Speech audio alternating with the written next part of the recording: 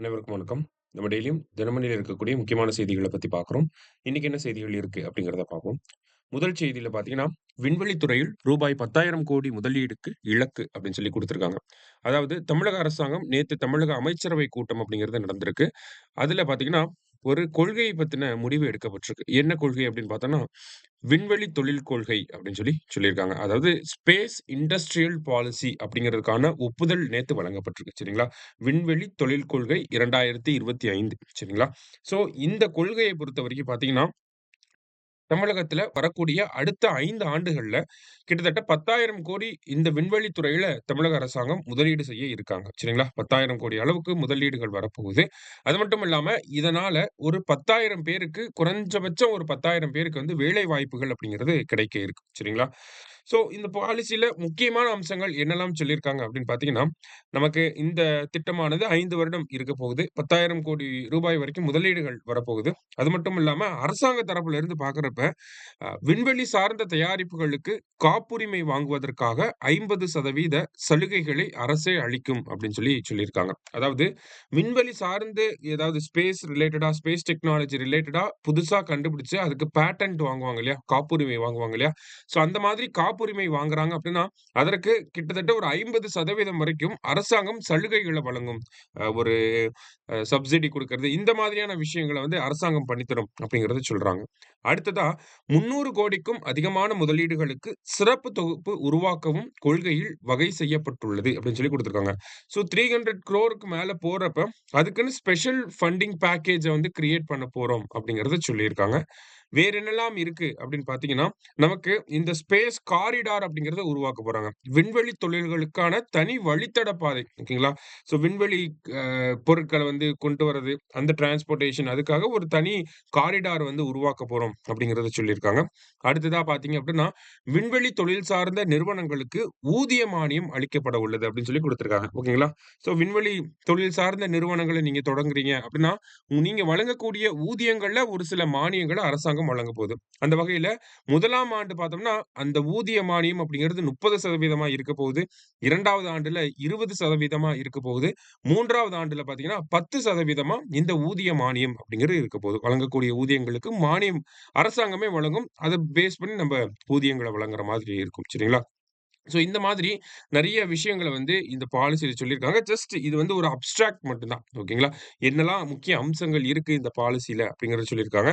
So 5 வருடங்கள் இந்த policy வந்து செயல்பாட்டுல வந்து இருக்க போகுது. 10,000 கோடி முதலீடுக்கு இலக்கு நிர்ணயித்திருக்காங்க. 10,000 பேருக்கு வேலை வாய்ப்புகள் உருவாக்க வாய்ப்புகள் இருக்கு. இந்த மாரி முக்கியமான விஷயங்கள சொல்லியிருக்காங்க. விண்வெளி தொழில் கொள்கை 2025 ஸ்பேஸ் இண்டஸ்ட்ரியல் பாலிசி சரியா? ஸோ அடுத்ததா பார்த்தீங்க அப்படின்னா, இன்றைய திருக்குறள். "தெய்வத்தான் ஆகாது எனினும் முயற்சிதன் மெய்வருத்த கூலி தரும்" அப்படி சொல்லியிருக்காங்க. ஊழின் காரணத்தால் ஒரு செயல் முடியாமல் போகுமாயினும், முயற்சி தன் உடம்பு வருத்திய வருத்தத்தின் கூலியையாவது கொடுக்கும் அப்படின்னு சொல்லி சொல்லியிருக்காங்க. ஸோ சிம்பிளா இன்னும் நம்ப படிச்சத வச்சு பார்க்கிறப்ப, தெய்வத்தால முடியலனாலும் முயற்சி பண்ணா முடியும் அப்படிங்கிறது தான் உள்ளர்த்தமாக இருக்கு. திருக்குறளின் 619 அதிகாரம் ஆள்வினை உடைமை. சரிங்களா? வேற என்ன செய்திகள் இருந்துச்சு அப்படின்னு பார்த்தீங்கன்னா, பூமிக்கு வெளியே உயிரினம் இதுவரை இல்லாத உறுதியான ஆதாரம் அப்படின்னு சொல்லி குடுத்திருக்காங்க. ஸோ சூரிய குடும்பத்துக்கு வெளியே பார்த்தீங்கன்னா, இந்த K2-18b அப்படிங்கிற ஒரு அ ஒரு பூமி மாதிரியான ஒரு பிளானட் வந்து இருக்கு சரிங்களா? ஸோ இந்த ஒரு பிளானட் பார்த்தீங்கன்னா, பூமியிலிருந்து கிட்டத்தட்ட 124 ஒளி வருடங்களுக்கு அப்பால் இருக்கு. ஓகேங்களா? 124 லைட் இயர்ஸ் அவே ஓகேங்களா? பூமியிலிருந்து எர்த்லேருந்து 124 லைட் இயர்ஸ் அவே நமக்கு இந்த K2-18b அப்படிங்கிற பிளானட் இருக்கு. ஓகேவா?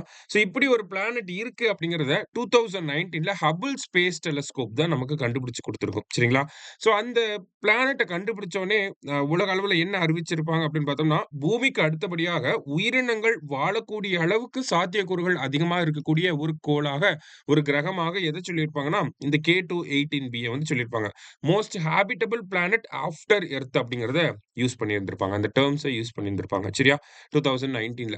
ஸோ இப்ப என்ன பண்ணியிருக்காங்க அப்படின்னு பார்த்தீங்கன்னா, பிரிட்டன சேர்ந்த ஆராய்ச்சியாளர்கள் என்ன பண்ணியிருக்காங்கன்னா, சமீபத்தில ஜேம்ஸ் வெப் டெலஸ்கோப் அது வந்து நாசா. ஹபிள் டெலஸ்கோப்பும் நாசா தான். ஜேம்ஸ் ஜேம்ஸ் வெப் டெலஸ்கோப்பும் நாசா தான். ஓகேங்களா? ஸோ ஜேம்ஸ் வெப் டெலஸ்கோப்ல இருந்து கிடைச்ச டேட்டாவ அனலைஸ் பண்ணி பார்க்கிறப்ப, இந்த K2-18b கிரகத்துல வந்து உயிரினங்கள் வாழ்வதற்கான ஒரு முக்கியமான சான்று கிடைக்க பெற்றிருக்கு அப்படிங்கிறத சொல்லியிருக்காங்க. அது என்ன சான்று அப்படின்னு பார்த்தீங்கன்னா, டிமெத்தைல் சல்ஃபைட் அண்ட் டிமெத்தைல் டிசல்ஃபைட் அப்படிங்கிற இந்த 2 கெமிக்கல்ஸோட பிரசன்ஸ் வந்து அந்த பிளானெட்ல இருக்கு அப்படிங்கிறத சொல்லியிருக்காங்க. ஓகேங்களா?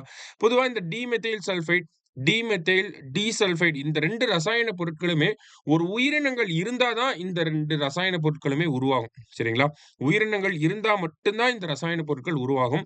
அப்ப இந்த ஜேம்ஸ் வெப் டெலஸ்கோப் இந்த 2 ரசாயனங்கள் இருக்கிறத அந்த பிளானெட்ல இருக்கிறத கண்டுபிடிச்சிருக்கு. அதனால ஆராய்ச்சியாளர்கள் என்ன சொல்றாங்க அப்படின்னா, இந்த K2-18b அப்படிங்கிற இந்த பிளானெட்ல கண்டிப்பாக உயிரினங்கள் இருக்கிறதுக்கான சாத்தியக்கூறுகள் அதிகமாக இருக்கு அப்படிங்கிறத சொல்லியிருக்காங்க. ஓகேங்களா? அதே மாரி இதனுடைய அமைப்பு எப்படி இருக்கும் அப்படின்னு பார்த்தீங்கன்னா, ஒரு பெருங்கடலால சூழப்பட்டிருக்கு. முக் அ கண்டிப்பா பார்த்தீங்கன்னா, ஒரு கடல் சார்ந்த உயிரினம் தான் இந்த டிமெத்தைல் சல்ஃபைட், டிமெத்தைல் டிசல்ஃபைட் அப்படிங்கிற இந்த ரசாயன பொருட்கள் எல்லாம் கிரியேட் பண்ணி இருக்கணும் அப்படிங்கிறத சொல்லியிருக்காங்க. அததான் நம்ம ஜேம்ஸ் வெப் டெலஸ்கோப்பும் கேப்சர் பண்ணி, அத பேஸ் பண்ணி அனலைஸ் பண்ணி தான் இத சொல்லியிருக்காங்க. இருந்தாலுமே, இது வந்து அறிவியலாளர்கள் ஏத்துக்கக்கூடிய அளவுக்கு இன்னும் 100% அங்க உயிரினங்கள் இருக்கு அப்படிங்கிறத நிரூபிக்கக்கூடிய அளவுக்கு ஒரு கண்டுபிடிப்பாக இல்ல. இன்னும் ஃபர்தரா நம்ம ரிசர்ச் பண்ண தான் அது எக்ஸாக்ட்டா 100% சொல்ல முடியும் அப்படிங்கிறத சொல்லியிருக்காங்க. சரியா? ஸோ அதுதான் இந்த ஒரு ஆர்டிக்கிள்ல குடுத்திருக்காங்க. நமக்கு தெரிஞ்சுக்க வேண்டியது எக்ஸாம் பாயிண்ட் ஆஃப் வியூல என்னன்னா, K2-18b Hubble telescope and then James web telescope தான் இத கண்டுபிடிச்சிருக்கு. அண்ட் தென் பார்த்தீங்கன்னா, பூமியில இருந்து 124 லைட் இயர்ஸ் அவேல இருக்கு அப்படிங்கிறத தெரிஞ்சுப்போம். சரிங்களா? ஸோ இன்றைய செய்தித்தாள்ல இருந்து முக்கிய செய்திகள பார்த்திருக்கோம்.